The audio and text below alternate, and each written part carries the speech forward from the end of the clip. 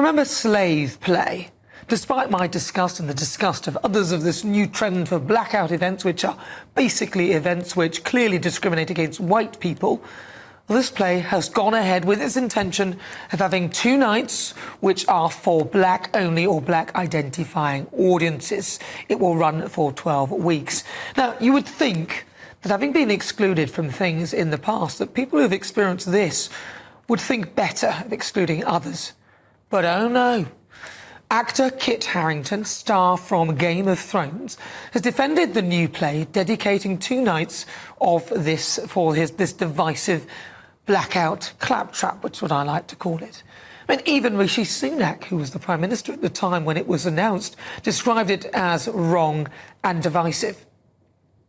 After the first blackout performance of the slave play earlier this month, Kit Harington told Laura Kuenssberg, "I've come to realise or believe that it's an incredibly positive thing. Number one, if you are white, no one is stopping you from buying a ticket. It's not illegal to buy a ticket for that show if you want to come," he said. "It's saying we would prefer the audience to be this." Well, there's no point saying that all are welcome then, is there? Because if it's for black people or for black identifying audiences, then some people are being excluded. And this is just an attempt to defend the indefensible. He then went on to say, "Number two, I've been going to the theatre since I was young with my mum, and I've only ever really known predominantly white audiences. It is still a particularly white space. So to have the argument that, oh, this is discriminating against white people is, I think, vaguely strange and ridiculous." The absolute nerve.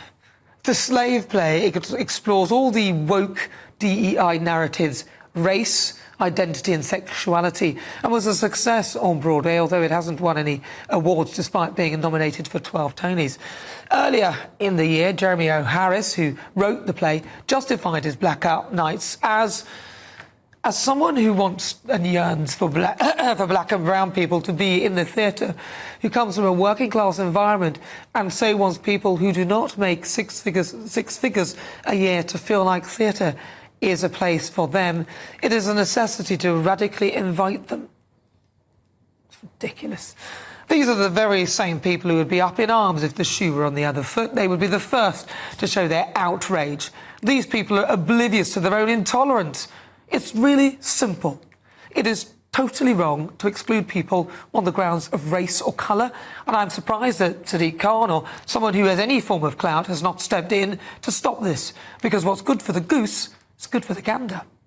Right, let's get started. Let's welcome again to my panel author and broadcaster Christine Hamilton, and also journalist and broadcaster Danny Kelly. Love that. Danny Kelly. I'll start with you, Danny Kelly. What do you think? Well, it is claptrap, and it's demonstrably wrong. I mean, one lad, the actor is saying that it's predominantly a white space.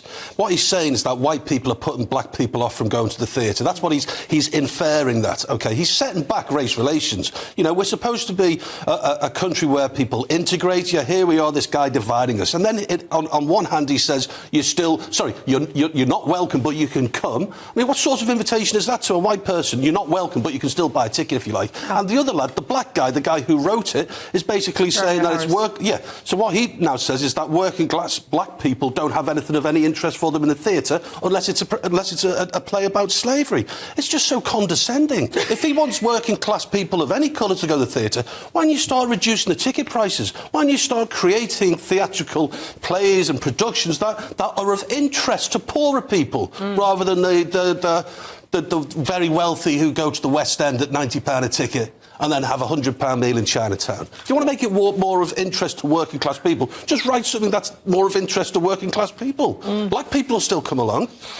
My black pals find things of interest that I find of interest. It's not because I'm white that I find certain things interesting and they find certain things interesting. It's all garbage. What do you think, Christine? I think it's Danny says it's incredibly condescending to think that black people only want to go and see a black play. I mean, the percentage of the UK population that is black is about 4%. So you're hardly going to fill a West End theatre if you've only got 4% of the population to start with. Many of those aren't within reaching distance of London. Many of those are excluded because I don't know how anybody affords to go to the theatre, frankly, and how anybody takes kids to a West End show. I have no idea because it's so expensive. So I think it's ridiculous. And, oh, yes, as Danny says, whites are very welcome, but we'd rather you didn't come. Imagine if the boot was on the other foot and somebody just said, this is for whites only, please. No, black people can come, but we'd rather you didn't. I mean, it's unimaginable. Or if they said, oh, this is for men only, women can come, but we'd rather you didn't. Any other group that you did that to, as it were, discriminated against positively, you'd be in deep trouble. So why is it different? As I say, we're talking about 4% of the population. It's interesting. It's absurd. It's interesting because I don't think, I mean, using the word positive discrimination is actually an insult because it's not positive at all. It is the most negative form by doing that, by excluding people. It's positive in one sense. It's positively ridiculous, actually. Yes. But you would exclude people based on the fact that, or tell them that they're not welcome. Like if somebody's coming to my house and I say, well, you know, I'm only having so-and-so around, you can come if you like, but obviously I don't really want you to be there because it's only supposed to be. I mean, who's going to go to that? And also, I think sometimes these people are totally ignorant to their own intolerance, because why would they think that that is acceptable, even to put that out there? That because they want to shove it down our throats, that's why. They want to say, you are... Anybody who disagrees, you are intolerant, you don't understand, you're prejudiced, etc., etc. That's what they're trying to say, which is completely wrong. I would have thought the vast majority of people think this is ludicrous. It is positive... I don't know whether you call it positive or negative discrimination. It's not positive. The result isn't positive, is it? It's not positive in that sense of the word, but it is also positive in this... Anyway. No, I don't think it's positive. I don't think there's such a thing as positive discrimination. I think somebody's just made that up to make discrimination sound acceptable. So you can discriminate when it comes to things. So you might say, oh, I need this, this and this, so you're discriminating, or a group for this or a group for that, that's fine. But when it's something that is open to all, where you're trying to get a message across, like theatre, I think it is absurd that you then decide that you're going to exclude certain people. What would be interesting, and this station is pioneering, it's revolutionising investigative journalism again. They've got a fantastic team of reporters here who are investigative journalists. What they should do next time, because this is becoming a theme now with these blackout nights, someone from the station should mic themselves up and see if they are welcome. Buy a couple of tickets and walk in and just hear what people are saying and see if they're as welcome as that lad thinks we should be as welcome. But even... Nana, I nominate you. Oh, well, I think they'll see me coming. But as a white guy, I'm probably the wrong kind of black person to go there. I'm teasing. Yeah, so like a 6'4" bald white guy who probably fits a stereotype of something that representing something unpleasant.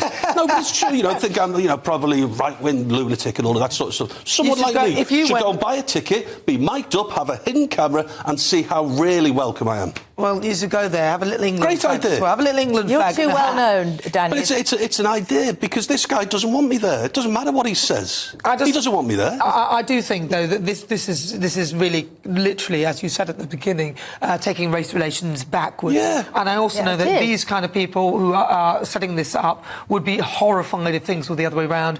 They wouldn't accept it, and they'd be the first to complain, which is the point I was making on my monologue. It is totally wrong, and I don't think I need if someone wants to balance that view and tell me, if you're listening at home, gbnews.com/you'll say, if you think it's a good idea, please let me know so I can have some balance. I mean, he would argue, as he said, to keep people free from the white gaze, or that it's a... What does that mean? Again, it's deeply offensive. And women are supposed to be kept away from... This is their argument for smothering women and things so you can only see their eyes. Keep them away from the male gaze. Well, come on, you've got to live with it. Well, I mean, look, some religions would do that, and often women wearing this sort of thing, I presume you're referring to the burqa, are doing it out of choice, and that's fine. What people want to wear and what they want to do is up to them.